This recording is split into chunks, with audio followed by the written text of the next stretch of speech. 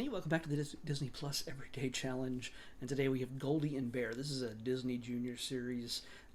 Each episode's about 25 minutes long. It's got two different stories in it, and it's 2015 to 2017, and it's two seasons, about 45 episodes or so. And yeah, Disney Junior, so it's very kid centric, little kid centric. Tells a story of characters you might be familiar with, Goldilocks and the Three Bears. Well, turns out that after she, busts in their house and eat their food and sleep in their bed and sit in their chairs, she and the kid bear become best friends. And they're buddies. They travel around a fairy tale land and meet all sorts of different people and then go on adventures.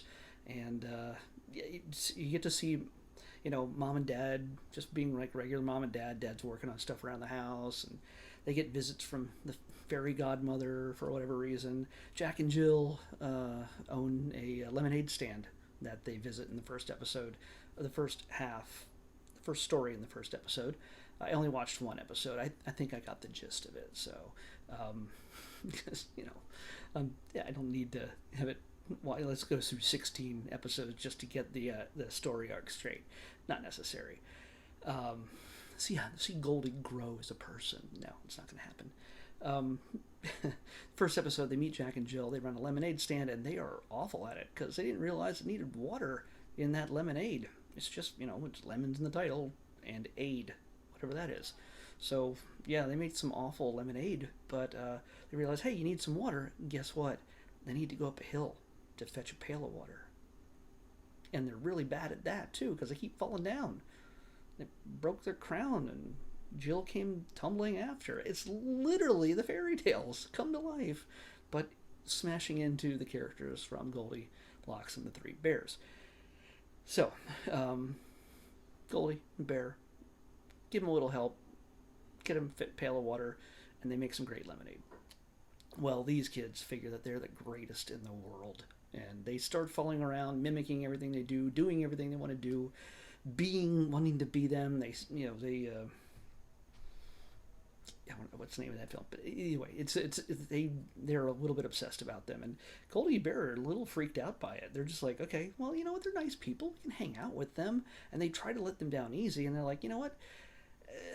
They're just messing up. They're clumsy. They keep messing things up. And this actually is a little bit more cynical than most other cartoons for this age group. But they decide to say, hey, you know what? Let's take these kids back to the lemonade stand and see if we can get them to get back into that business and let us be on our way. It turns out the big bad wolf has taken over the lemonade stand, and he's doing some pretty brisk business. And he's not moving anytime soon, so they got to figure that one out. I won't tell you how it ends. You will have to watch it to figure it out, how this complicated matter of business and commerce in fairy tale land works itself out between the big bad wolf and Jack and Jill.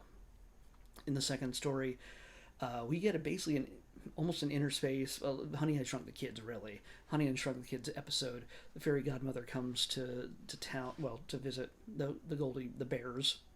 Yeah, the bears. And they're having trouble moving a couch, I guess. And she offers, hey, you know what? I don't have a lot of time, but I got to catch a fairy, but I'll help you move the couch by shrinking it. Well, her spell ricochets and shrinks the kids outside, and they have to make their way across the yard and sort of make their way back into the house to get themselves sized back up. Even though they're having a good time, they sing a song about it. It's, they like being small, and it's a fun adventure. It shows, it teaches kids, to roll with the punches and have a little bit of imagination and have some fun in the circumstances you're in. But yeah, they need to be full size soon because, the fairy godmother might be going away for a while, and who knows when she'll be back. So, of course, they run across the itsy bitsy spider, who isn't so itsy bitsy anymore. And Goldie's afraid of spiders. Bear is not, but this spider is now huge compared to them. They're pretty small, but they make friends with him, and he helps them out, and hey, they get back to size as they would in the whole 11-12 minutes that it took for this to happen. So yeah, it's a fun little adventure for kids. It's not something I'm ever going to watch again. It's not something made for me, and that's all right. Not everything is made for me. I'm not the target audience for everything. It's maybe probably not for you. But if you have little kids and you like the 3D animation and the characters, fairy tale land, and watch them work out their problems as best friends, this might be for you. Might be for your kids. But yeah, as an adult, it's not something I'd be like, hey guys, want to come over and watch Goldie and Bear? Yeah, man, we're meeting the Three Little Pigs this week, or Little Red Riding Hood or something. There are some one fun thing about this is there's a number of well-known voices. Jim Cummings obviously shows up at some point because he does Winnie the Pooh and Tigger and everything else, and Hondo from the Clone Wars. But there's also Michael McKean shows up, Tom McKinney, like SpongeBob, and there's a number of famous actors who make appearances here and there. So that you might hear some familiar voices throughout the series. I looked at the IMDb for this. That's how I know without actually hearing their voices, because I didn't watch more than one episode, as I said.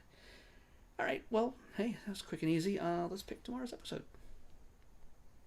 11. Oh, well, going way down again. Oop. Oh. Well, you know what? This should be still on here. I'm going to have to check. If it's not on here anymore, which I don't think it should have been taken away, but things are happening with this character in the MCU, specifically in What If. Yes, we're doing a Marvel series, and that is none other than Agent Carter. So yeah, Agent Carter, Peggy Carter, the love of Captain America's life, Steve Rogers' life. She had a series. I don't know if it's canon anymore. And of course, this could be mislabeled and it might just be the short that they had a long time ago on one of the movies. But here it's listed as a series of Agent Carter. It's on here. We don't have Agents of S.H.I.E.L.D. on here, which is more connected to that. So I don't know. We'll see. But we'll see in a moment and whether it's still on here at all. But Agent Carter, the Marvel series on the Disney Plus Charity Challenge. I'll see you back here tomorrow with that.